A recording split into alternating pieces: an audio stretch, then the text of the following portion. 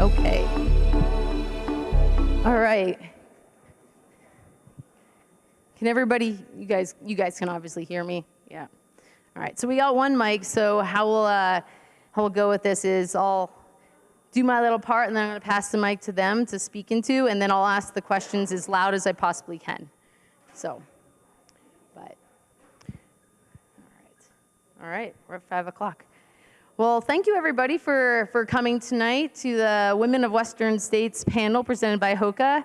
I appreciate you being here, and I got a little live stream going here in the front on our Trail Sisters Instagram. Hello, world. So they'll be watching as well. Before I really get going, I really would like to say thank you to the Western States Organization for the opportunity to put this on and celebrate everybody that's racing, but to give a platform to women in the space to, you know, just celebrate that as well. And it's a little serendipitous, but ironically, today also happens to be the 50th anniversary of Title IX for women in the United States. So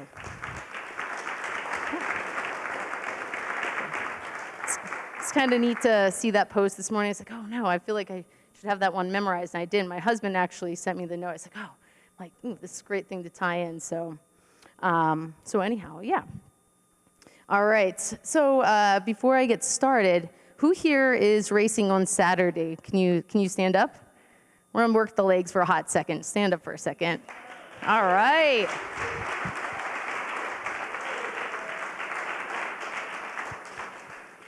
Any of you guys first timers, first Western States? Raise your hand. Yeah. Good for you. You're gonna have a blast. You'll never forget your first one, I'll tell you that. So, all right, well, I'm Gina Lucrezi. I'm the founder of Trail Sisters. I started Trail Sisters 6 years ago now. The mission was to essentially grow participation and opportunity for women in sport, generally trail running and hiking, but doing it through inspiration, education, and empowerment. And since we started it, it's just started as a crowdsourced journal, and it's turned into a whole heck of a lot more to the extent that we do retreats. We have over 150 local groups around the country. We have some grants. We have a team. We get to do things like this.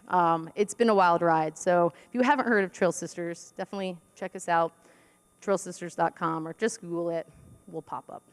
So, all right, I'll stop talking because I talk too much. It's a problem. And I'll introduce these amazing panelists.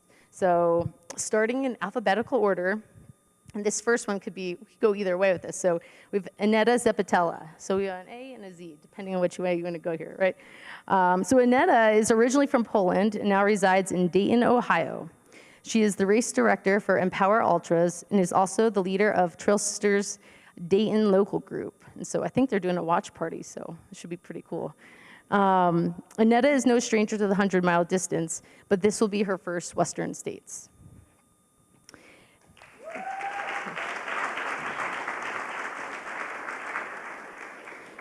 All right, next up we have Camille Herron from War Acres, Oklahoma. Camille is, there we go. Camille is quite the speedster as she holds multiple world records in the ultra distances, a first place in Comrades Marathon, and even a Guinness World Record for running the fastest marathon in a superhero costume. What costume was that? Spider-Woman. Oh, sweet, Spider-Man. I like it. Nice. Camille will be going for her second Western States finish this Saturday. From Fairfax, California, we've got Erika Hoagland. Erika is a physical therapist and also an editor for Ultra Running Magazine. She's no, oh, there we go. Hey, you can cheer. It's good. Let's celebrate. She's no stranger to the Western States, as she's finished within the top 10 and will be going for finish number 6 this Saturday.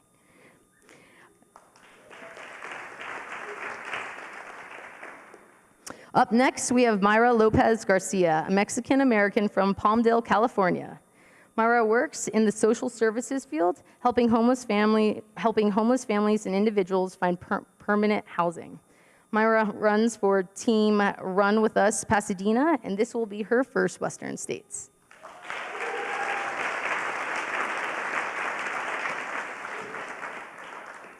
All right, now on to the silver legend. Meghan Canfield hails from Corvallis, Oregon, and has 12 Western States finishes to date, 10 of those being top 10 finishes. Meghan works as a virtual coach and also has a farm. And I have to ask you, Meghan, what animals do you have on your farm, and which one's your favorite? Actually, I moved away from the farm, but I do have 2 dogs and 2 cats. Oh, all right. Hey, they count. All right. And last but not least, we have Zoe Rom from Carbondale, Colorado. Zoe is editor-in-chief at Trail Runner Magazine, the host of DNF podcast, microchasm coach, and board of directors chair for Runners for Public Lands. This will also be Zoe's first Western States.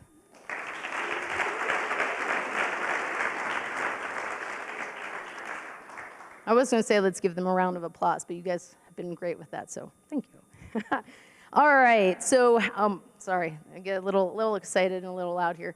So how this is gonna roll, first section of questions will be more focused on Western States, and then we'll do a second part that's just more general topics. I do ask that you ask, if you have questions, which I hope you will have some, please just save them for the end. We'll make sure we save some time to ask at that point. All right, so question number 1. With all the hundreds to choose from, why Western States? What does it mean to you to participate in this race? And we're just gonna start with you. Okay. I'll go first. Of course, as many as you know, Western States is very iconic. It's one of the oldest hundreds out there. So to be here and toe the line is very special to me, especially because I get to share it with my husband, who's also gonna be running Western States this weekend. So yeah, it just makes Western States that much special. This seems like a really good essay question. I mean, there's so many amazing things that you could say about Western States, but I mean, I really appreciate the history behind it. This year, like normally I would be training for Comrades because it's usually a couple weeks before Western States, but Comrades got moved to August, so I've been able to really embrace the entire Western States experience going into the race this year. I was able to do the training camp. I went to a movie night at the Auburn Aid Station, met some of the founders. I've really just tried to take in the history and really appreciate what I'm doing. And You know, I mean, it's been quite a journey for me here. I've had quite a few stumbles, I guess you could say, the first couple times. But you know, there's been other amazing athletes that have come here and it's taken them a couple times to get it right. And you know, I can appreciate that journey. And I've come here. I'm healthy. You know, I'm really fit and prepared. And for me, it's all about the history and you know, just being part of that. Yeah, I agree with Camille. The history is such an amazing thing to be a part of, but I think as exciting for me is the opportunity to see what the future of trail running is like and to get to compete with the women who are pushing the envelope in the sport, not only as, you know, athletes, but as activists and moms, and really just redefining what the sport can be and doing it kind of at the tip of the spear in a really public way and making everyone pay attention to what we're doing. As many times as I've been here and done the race, I think because I started back in 2006, it was still relatively small, newer sport, and there weren't a lot of options. And I lived on the West Coast. I happened to get into the race, but the beauty draws me back for sure. And there are, of course, many, many beautiful courses in the country and in the world, but I think that what the race organization delivers to every runner, the ultimate runner experience, whatever the mission statement is 1,000% true. And I am here every year, whether I'm starting the race or not. It's an amazing experience, and I'm glad that, 80% of the field has never run before, and that's amazing that many people get to experience it now. I love a lot of things about Western States, but I think the biggest thing is the energy around it all. We get to have the best of the best in our sport, and we also get to have people who've been dying to do this race for many, many years, and that all just brings this attention to it and this energy, and it's really fun to be around. But I also really love the course, and I hate to say it, but I like that there's heat involved to make it even more challenging. I think it just makes it even more epic. So I'm going to repeat a lot of stuff that other people said before. That's what comes with going last. That was the first 100 I've ever heard of, and it was when I didn't even think I would ever be able to run 100 miles. So it's such a privilege to be here, and I've been in the lottery for 6 years. I'm a mid-pack runner, and to toe the line with incredible ladies and incredible men who, you know, the top of our sport. That's incredible experience for somebody like me. So I'm excited to finally be here. All right, so now I'm going to use my projecting voice that my husband actually hates. You're loud all the time. So I'm like, oh great, we're going to get used here. So you guys still hear me okay? Okay, great. Okay, so the next question, I'm going to let you guys keep the mic. Let's start with the course. What section are you most looking forward to? There's a lot of great ones out there. So is there one in particular you're excited to see on Saturday? I'm going to repeat what Erika said, because I'm really strangely looking forward to experiencing the canyons and the heat of it. We'll see how it goes, but that's the most exciting part for me. Yeah, I like the canyons, not surprisingly. But what's nice about the canyons, there's heat, which makes people suffer, but there's like very distinctive places where you run and where you hike. So, I mean, I know like the front runners, they'd probably run up the canyons, but for someone like me, you run down for a long time and then you're kind of tired of running down, so then you look forward to hiking up, and you just kind of repeat that and handle yourself in the heat, and it's not so bad. My favorite section is the Cal Street loop from Forest Hill to the river, and coming into Forest Hill is amazing. Just, it's like a party, and you feel like you're a celebrity, and you feel like your craziness is just underscored by everybody else, and you're all right. And then crossing the river is, I mean, if you could just finish on the other side of the river, that'd be pretty awesome too. Those are my favorite parts. I'm really excited for Forest Hill as well. I got to report there last year, and I just love that it feels like what every moment of life like should feel like in my head, just like hundreds of people cheering for you and throwing popsicles at you and balloons and silly string, and it just feels really right. I'm looking forward to seeing Chris Thornley at Recce Chucky. Yeah, I mean, last year I had a really rough time. I fell asleep for 5 hours at the Recce Chucky aid station. And so when I crossed, Chris wasn't there. And I was kind of bummed about it. So I'm looking forward to this time having a better day and getting to see Chris there. For me, I think would be mile 99. Because if I get to mile 99, that means I'm almost done. And I've completed this whole journey. And so that would be bittersweet to get to mile 99 and knowing that I have one more mile to accomplish the goal, the journey of Western States. All right, well, I know somebody mentioned canyons. Erika, I think it was you, right? So, and yes, they surprise, they get warm. So, we're aware of that. Will be very fun. But my next question is, what are your plans for your strategy for keeping cool throughout the race?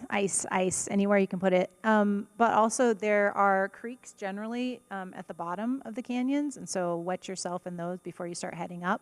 One thing I do before, I think I grabbed from my crew at Dusty, just an extra water bottle, and I just put ice in it, and it will melt very fast, and that's used to just dump over my head and to carry with me and put ice and water wherever I need it. But just as much as you can stay wet and have ice on you, then you have to slow down your pace a little bit, but that generally seems to work. I think I've never run through the canyons, but I ran a couple really hot races, and what I've used was pretty much the same thing you said, ice hat, ice bandana, putting ice in my bra, ice in my arm sleeves, and slowing down and embracing it. I'm the same, and I will fully submerge, except maybe my head, in everything that's deep enough to lay down in. And then Charles Savage gave me very good advice one year, and that was, the minute you start to feel your face heat up, wash it off with cold water. And it works. It really helps to sort of stop that rush of blood all going to your skin. And it means you need to slow down for a minute, but get your face cooled off. I qualified at Javelina 100, and so that kind of prepared me for what the heat is like. I would say the biggest thing is just coming here heat trained, heat prepared. I definitely feel like coming from Oklahoma that I'm prepared for the heat. I actually had to put on layers yesterday. It was like 97 degrees. I thought it was kind of cold. I mean, it's a dry heat, so you have to be conscious of drinking. I've been putting mineral drops in my water, which helps to increase my thirst. It helps me drink more water. That was something I did at Javelina that was really helpful. Another thing I did was I told myself to manage the heat. I think it's really important to just take it an aid station at a time and just, be body aware of how you're feeling, how your muscles are feeling. I found that the one thing I wanted to do at Javelina was just pour an ice pitcher on my head at every aid station. And it wasn't so much about evaporative cooling as it just kind of perked me up and helped me keep mentally positive throughout the race. So every aid station, I was just hitting the aid station, pouring that ice water on my head. It was like a stimulant almost, just kept me going all day. And and then I'd see my husband, and he's always a positive guy, and gave me, I think I had a couple of non-alcoholic beers out there, so I was trying to hold off on the alcohol, but till afterwards. But whatever it takes to just keep you going, keep you perked up, and just manage the heat.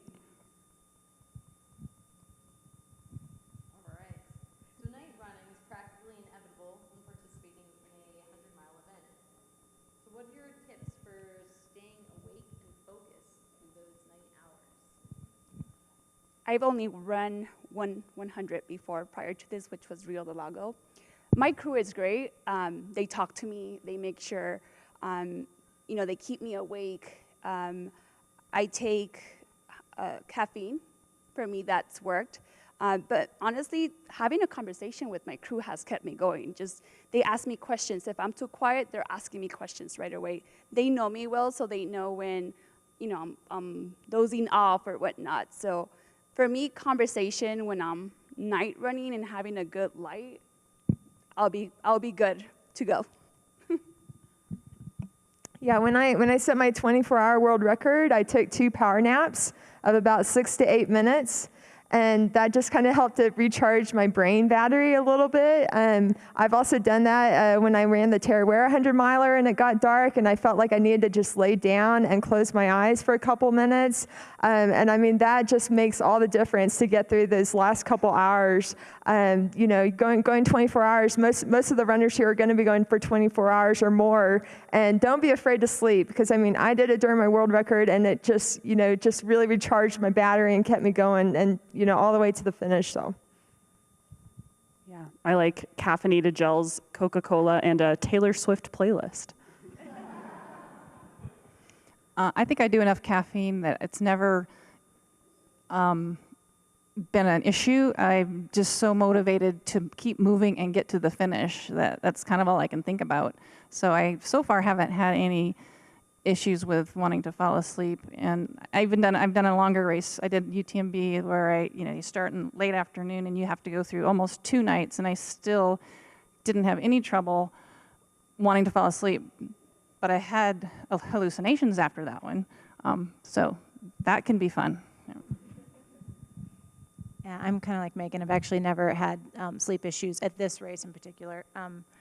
Caffeine, I think it's the ticket. And then talking, I think that's a really good point, is talk to your crew. Also keep eating. If you can keep eating, then I think that'll help keep you awake too. But So I've done races that took me a really long time. And what works for me, I usually cut the caffeine for about 2 weeks before the race.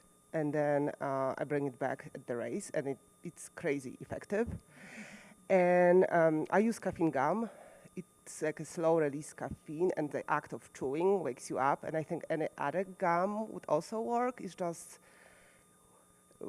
doing that. Another thing that worked for me with sleepiness was brushing my teeth. It just wakes you up. It's just amazing. Same thing with putting a fresh shirt. Getting your face wet, using face wipes, and getting your face refreshed. And sometimes, like Camille said, if you close your eyes and you take like a micro nap, like 30, 60 seconds, and then you open your eyes, you feel like you slept for an hour.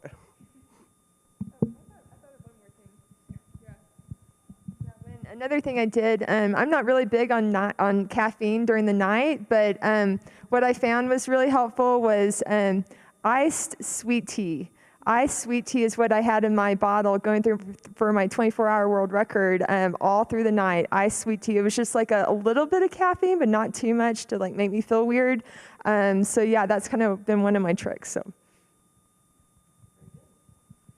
know everybody probably has their plans already, but every once in a while you hear something that's quite interesting that you can incorporate next time, because nothing new on race day. Right? All right, so let's talk nutrition. Obviously, this is as much of an eating contest as it really is a foot race.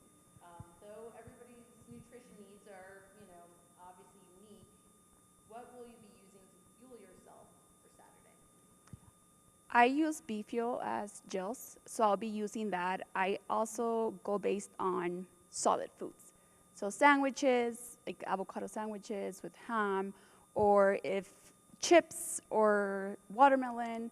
So I just eat when I'm out there. The aid stations are great. They have a really good spread of stuff. So if I'm craving it, I'm grabbing it. So I don't stop myself. I know sometimes it could be risky because you haven't tried it during trainings, but if I'm literally craving, I'm just gonna go for it because that's what my body's craving. So solid food for me has worked, and I think I'll continue to use that. Yeah, I find that when it's hot that I prefer to not have solid foods. I prefer to go to more liquids and gels. When I ran Javelina, I was pretty much just liquids and gels and sports drink, soda. I have to remember everything I took. I think I switched up my sports drinks maybe later in the race. I felt like I needed more salt, and so I was kind of doing a combination of maybe taking Morton, and I had like a really salty sports drink that I was taking as well. But yeah, and then I would just like hit every aid station and kind of mix it up with like maybe a little bit of soda if I felt like I wanted something. My husband has this non-alcoholic beer that is really nice, so that kind of like helps to cut through all the sugar that you're taking in. But yeah, I really try not to have solids. If I if I feel like I need solids, I usually go to fruit like oranges or bananas. So. Yeah, I'm a fan of gels and liquid things as well, and hitting Coke when I feel like I want to party a little bit harder, and just kind of keeping things light and trying to get a higher volume of carbohydrates in. I tend to do best with a mostly liquid diet, and I've probably had a different plan every single time I've run this race. I'm going to go Magda, who got through her race on all goo Roctane, but it really works well for me, and that's what's on the course. And I have found out over the years that, and it's not like rocket science, but keep it simple. So that's really simple, get enough calories in, but you know, my goal will then be to drink everything in my bottle. I'm kind of like most everyone else, liquids and gels pretty much. I learned very early on in my ultra running career I cannot handle solids when I race, especially in the heat. So combination of Tailwind electrolyte drink, broth when it gets dark can be really nice, and then different kinds of gels. I'm kind of similar like everybody else. I do eat some solids, but I have a hard time eating solids when it's really hot. So in the colder temperatures, I eat like Pro bars or things like that, but or granola bars. But mostly it's fruit and electrolyte drinks like Tailwind, and I do Pro bar chews. Because I like them because you just can eat one at a time and you can trickle it in when you just don't feel like, when you open a gel and you have to eat that whole gel, sometimes it's hard to stomach, but with the chews, you can just take one at a time and spread it out. Actually, one other thing is hard candy can be really helpful when you don't really want to eat, but it like gives you just a little bit of calorie, a little bit of sugar. So I found that really helpful. Another thing too is I have to remain flexible, and everybody should, no matter what your eating plan is. Anything can affect it. You know, the heat can affect it, or you just finally get tired of all those gels. And even if you didn't have a backup plan with your crew, every aid station is going to have an option for you, and they can all help you problem solve, and I will probably rely on that as well.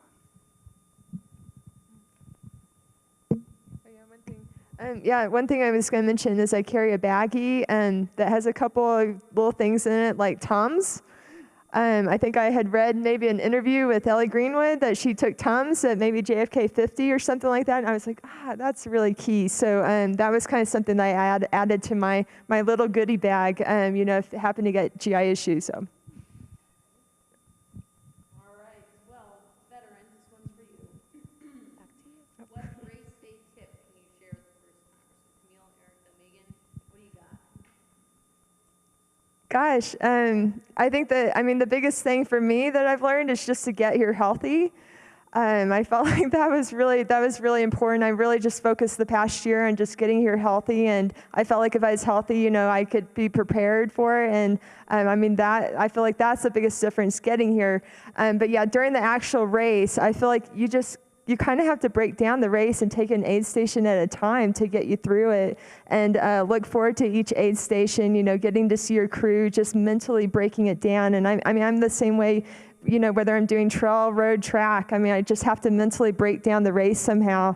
You know, how do you eat the elephant one bite at a time? You know, this is an elephant that, you know, you got to break it down somehow and to get through it. When I was training for the race, and I did a training run up in the high country part, and it's a bit more rugged, it's a bit slower, and I realized I started telling myself in my head, my mantra was, forward is progress. forward is progress. So, I mean, if you just keep moving forward, you're going to get to that finish line. So, I think the number one thing I would tell new runners is that you got to make the race about, it's between you and the course. It's not between you and the clock. It's not between you and any other runners. Just do what the course is presenting to you at the time, because it changes all day long, and there's going to be a lot of fun energy at the beginning. You don't want to get caught up and go out too hard. Think about having, something to say at the end of the race. My number one tip is to just be conservative. 100 miles is a really long way, and in this course in particular, it really helps to be conservative. Don't push it in the high country. If you're shooting for 24 hours, do not be worried about what the 24-hour cutoff time is. I've been behind that many times and then finished well under 24 hours. So it's not, it's the way it's kind of set up with the 24-hour is it's like people go out way too hard and then they blow up at the end. So don't worry about those times. And just try and feel good getting into Forest Hill because there's a lot of runnable after that.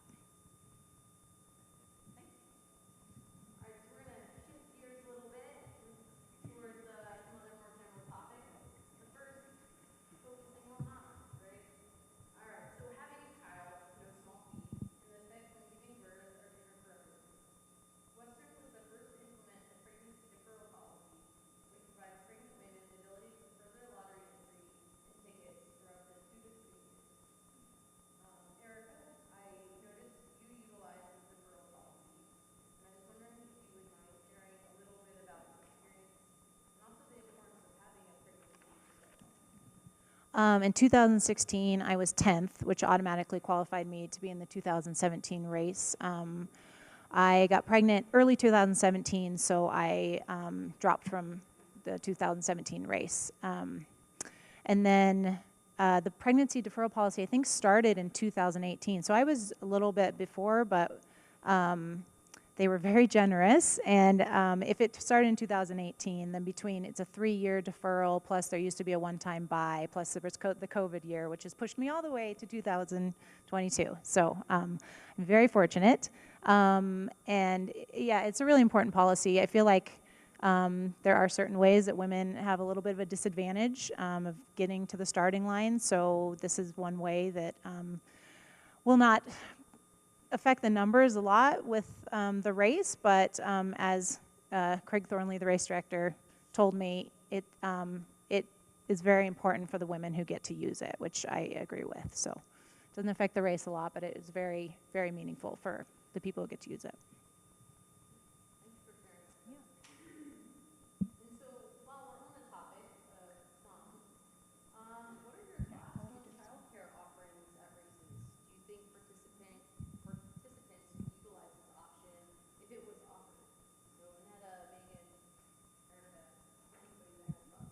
Yeah, I totally think I would have used that. I mean, my daughter's 35; she doesn't need a babysitter anymore.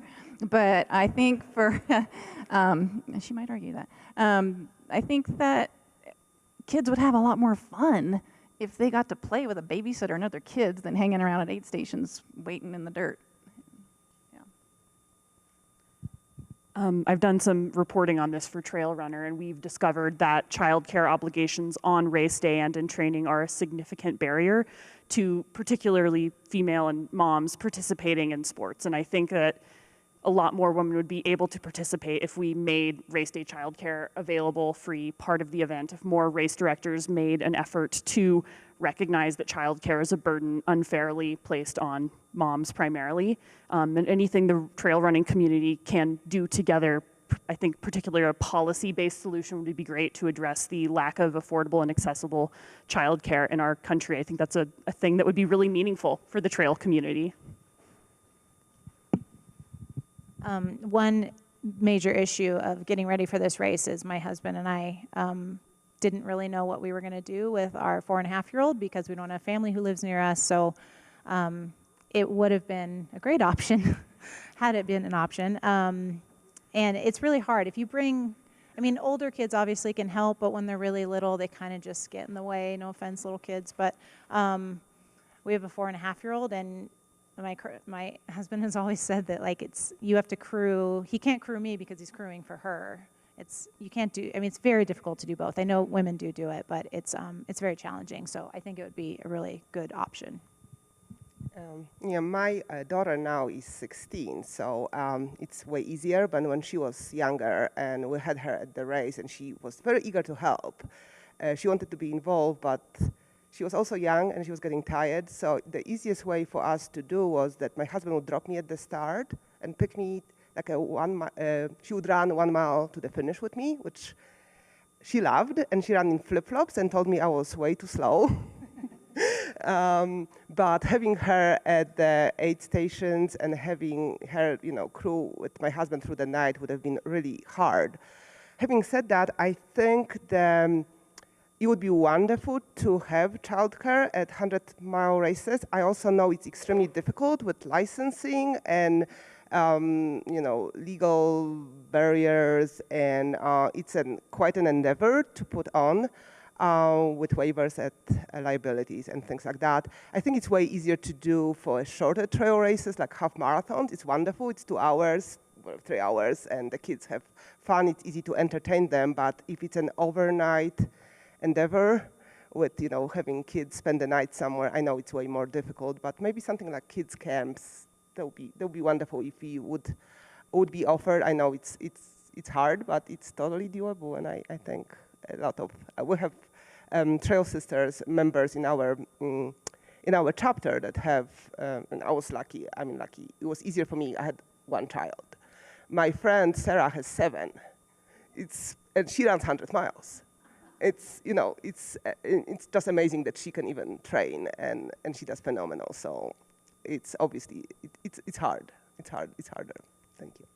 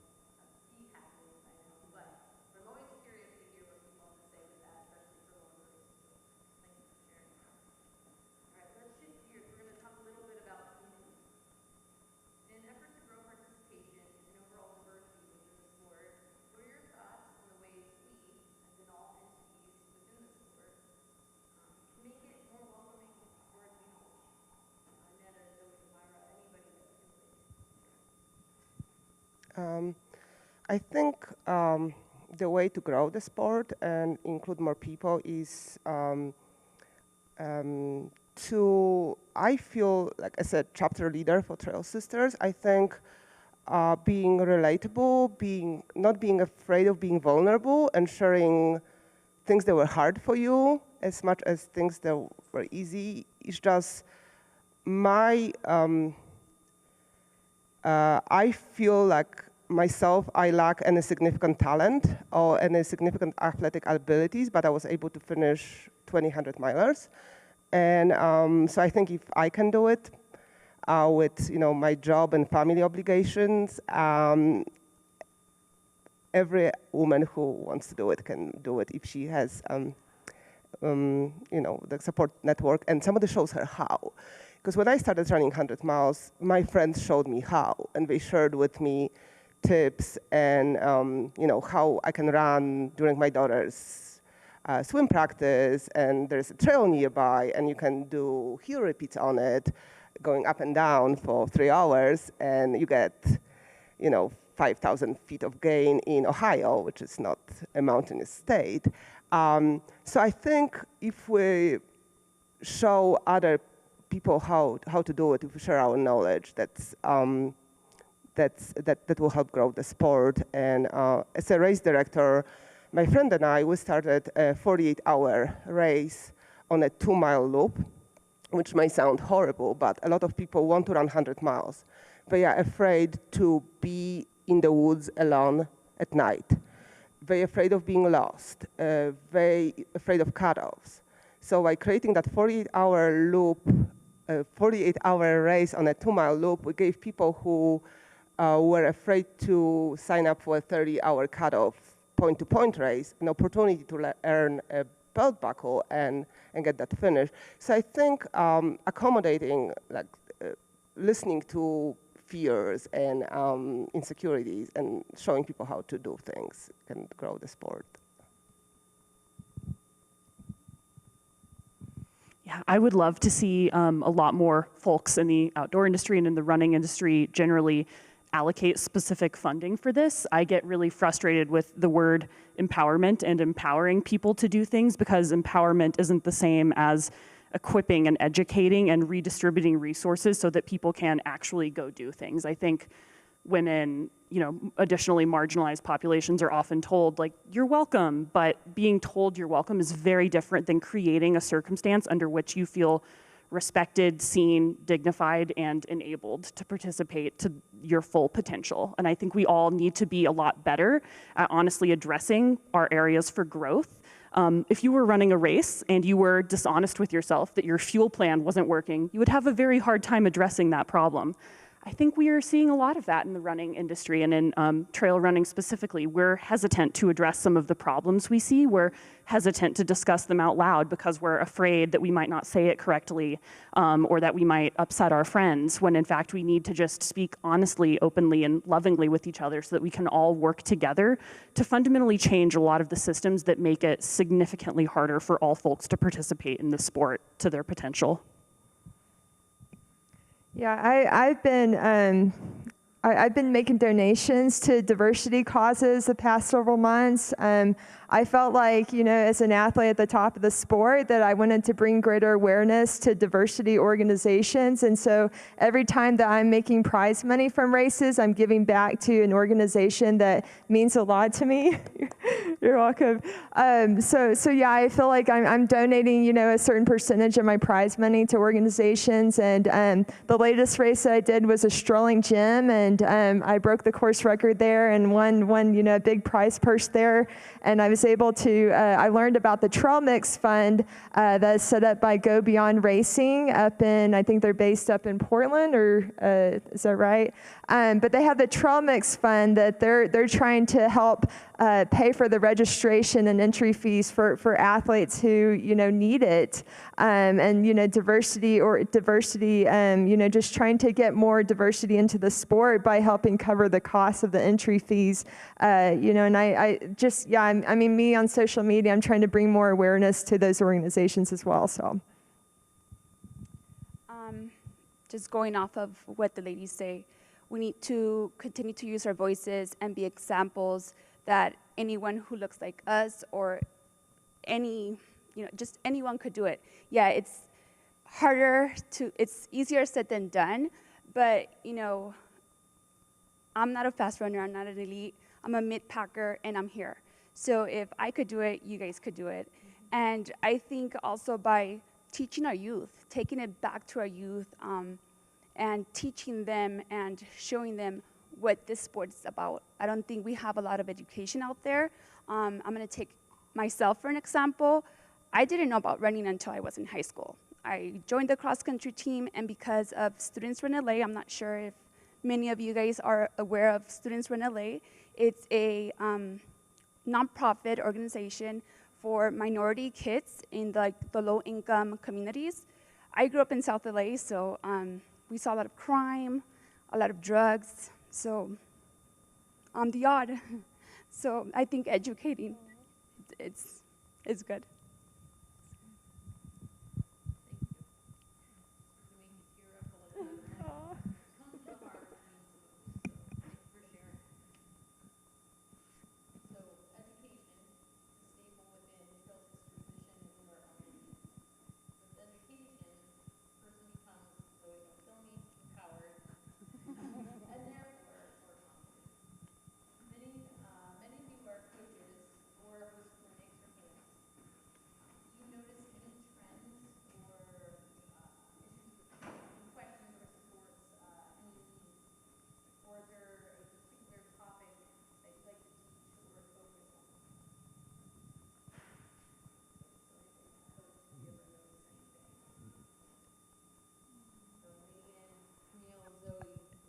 Yeah, I'm a coach, and I think the biggest thing that we have to teach our athletes is to take their easy days easy. I mean, yeah, I think that's the biggest thing I learned from my husband when my husband started coaching me was, I came from a high school, college runner mindset of, pushing hard every day, and he had to teach me how to pull back the reins and how to take my easy days easy, and that's the biggest point that I try to get across to the athletes that we coach. I love working with motivated female athletes and helping them get to a place where they feel really comfortable expecting big things from themselves and starting to demand more of themselves, their partners, their world, their coworkers and colleagues. And I think that the confidence that you can embody as an athlete rubs off on every aspect of your life. And I love working with athletes to get them to a place where they're feeling really confident to execute on really bold race plans and to try something that feels a little bit scary and maybe doesn't feel that doable out of the gate, and moving them towards a place where that kind of like comfort zone pushing becomes their new normal, so that they can extend that into how they interact with their communities, with their families, with their children. And I think it becomes this amazing ripple effect. Oddly enough, I get a lot of older athletes who want to keep running fast like me. And I don't really have a particular, set of issues that anyone comes with. I just like to meet people where they are and help them get where they want to be, and have them have someone that they can talk to, someone that cares about their running when maybe no one else really does. And that's kind of how I operate.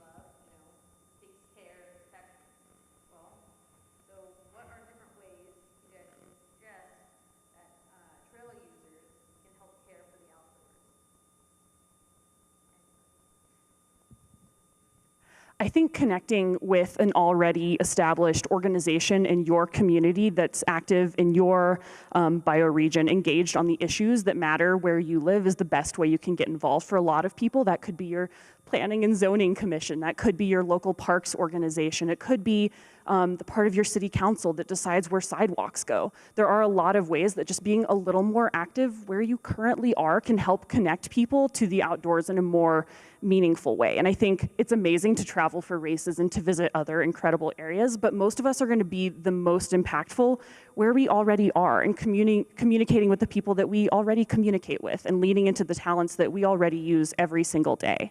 I also have to hype up Runners for Public Lands. We're an emerging environmental nonprofit for runners, really working to connect people with environmental organizations in their area. So we're like a decentralized grassroots organization that's really trying to build a framework where people can graft our toolkit onto their existing team, run club, organizational infrastructure, so that they can be a little more active as an environmentalist, as a runner, already doing what they're doing out in the world today.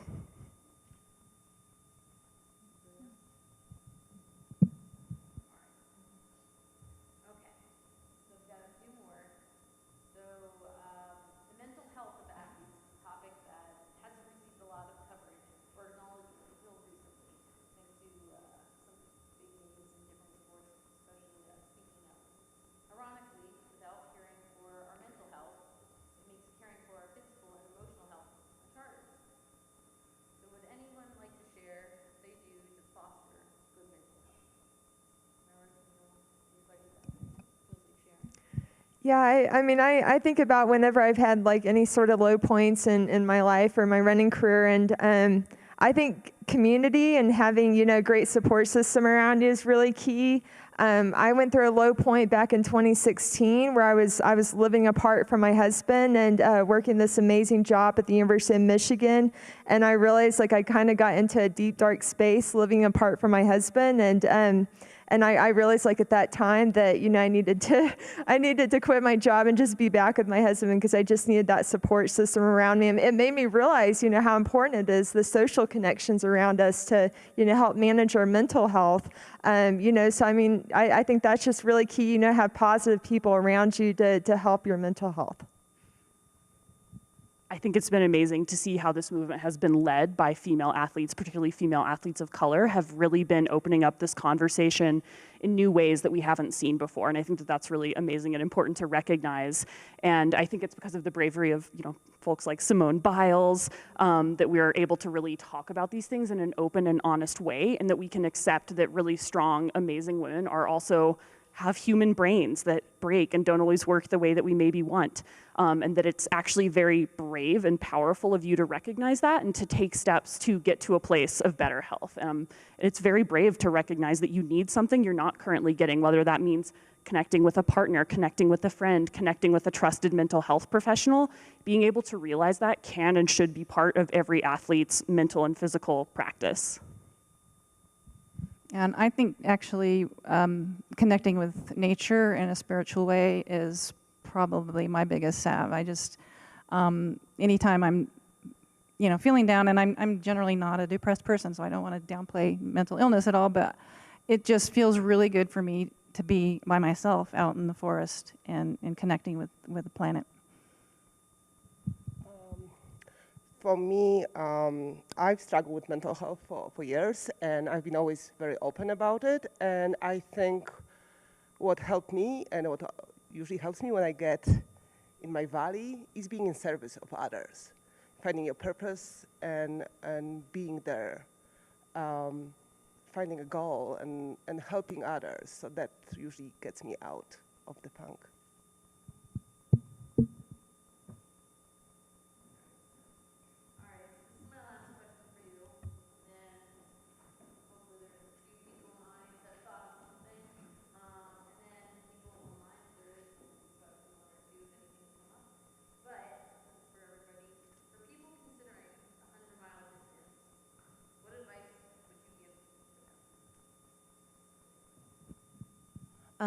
I think you need to figure out why you want to run 100 miles. If you don't have a really good reason to run 100 miles, it's not going to go well. I know from experience. So figure out really why you want to run 100 miles and then go from there.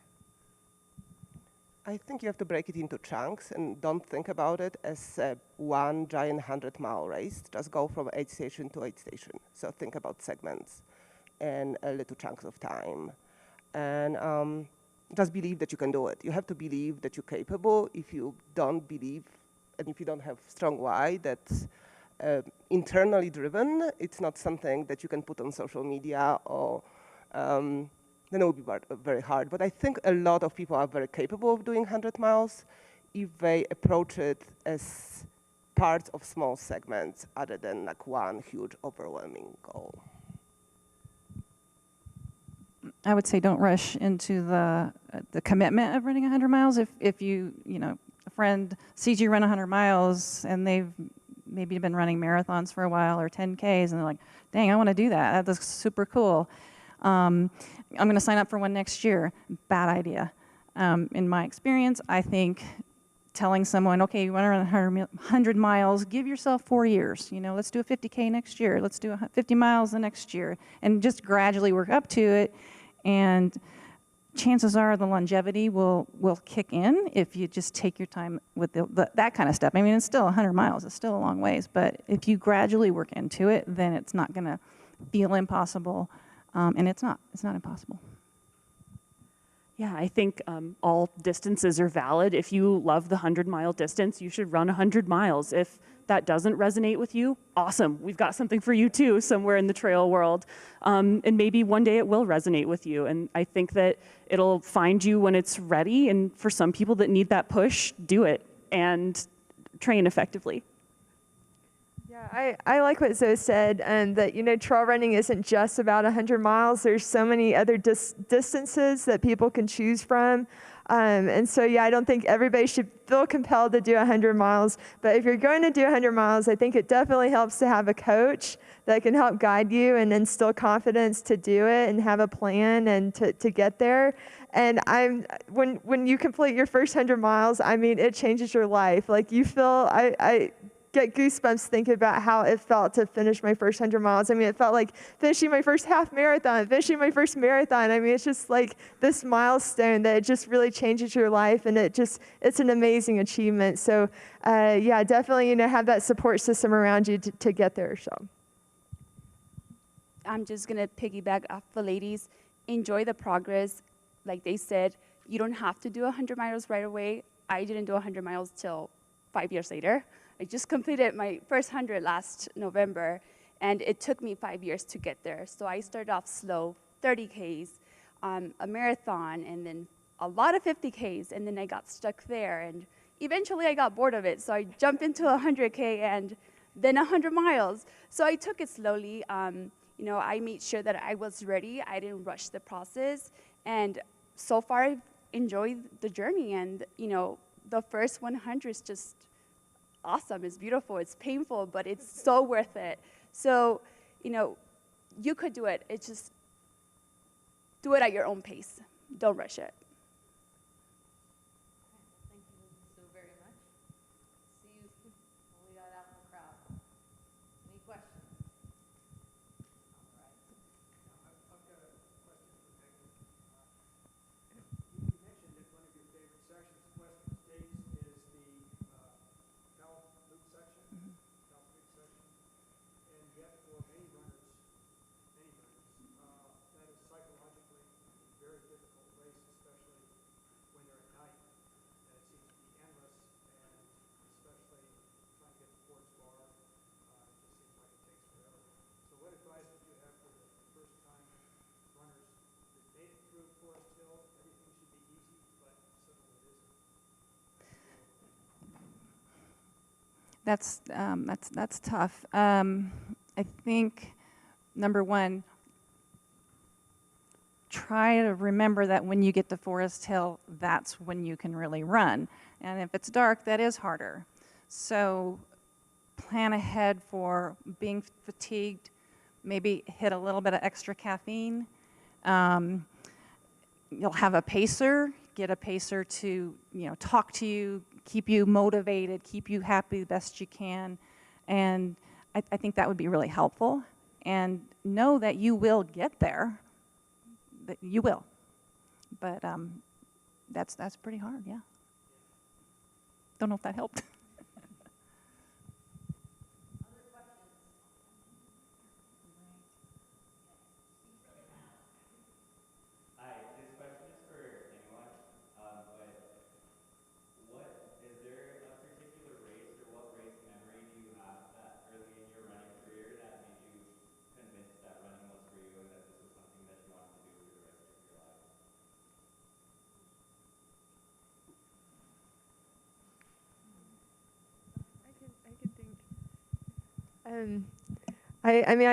I could probably think of a gazillion different moments, but I would say the moment that I knew that I was born for ultra running was my first 100K at the Mad City 100K in 2015. I started catching the men during the race, and I was like, what's going on? And I felt so good. I felt so comfortable, and I just kept going with it. And I didn't even know I had run a good time until after the race. And the race director's like, do you realize you broke all these records? But I mean, it was just this feeling, this epiphany of I've done interviews, and I say it was like Billy Elliot doing ballet for the first time. I mean, I just knew that first 100K just sealed the deal for me. I was like, I just love this. And yeah, I mean, I've just continued on the past 7 years. I mean, I just have such a passion and a joy when I'm out there. I feel like I'm doing what I'm born to do, so. I feel same, but different. I love training. I love the process of training. It really fits well with how my brain works. I love getting out there every day, even if it's just a really mundane loop around my neighborhood. I love that. And the racing is just the celebration of that. It's the icing on the cake that every day I get to go out and do a little bit of what I love and connect with my environment. I don't know if I've had a moment. It's like, I just love to run and I love to race, and I don't think I've ever thought this is what I'm going to do for the rest of my life, but I kind of know that I am. So I don't know. Yeah, I don't have have a great answer either, but when I was little, if I would do after school care, I'd be the little kid like running loops around the gym instead of doing art projects and stuff and by myself, and everyone thought I was crazy, but I think that was like a sign maybe that I was meant to be an ultra runner. My first 50-mile race, it was in the Headlands in Marin County, and I remember just being out there and having no expectation because it was my first, and it was really painful, really hard, but there was something just like beautiful about being out there. The course is beautiful, but just the feeling that I got from being out there and then getting to the finish line and being like, oh, like wow, like this is really hard, but really fun. So I think that's probably what let me know I could do a little bit more maybe. I wasn't a runner growing up. I wasn't very athletic, and I found running when I had my daughter, and I was in a playgroup with a bunch of other moms, and we were training for the first 50K, and then I decided to try it, but I never thought I would run 100 miles because that was way over my head and overwhelming. So for a very long time, I struggled with imposter syndrome. I didn't quite feel like I belonged, I was capable. I was signing up for races, and I felt like my races were kind of like an open book. Like it can go any way it can. I just don't know if I will finish it or not. But I'm also writing that book. I'm in the book. I'm the creator of it. So the first time I felt like I was really a runner and I was capable and I was able was when I finished Hertz 100 with 20 minutes to spare under the cutoff. So after that, I felt I'm legit in certain ways. Time for one more question. There is so shy. All right. Well, ladies, thank you so much for being here, for doing this. Western States Organization. Craig, I know it's all day in somewhere. Thank you very much for the opportunity to put this on. And everybody out there that's racing Saturday, you got this. See you in Auburn. All right.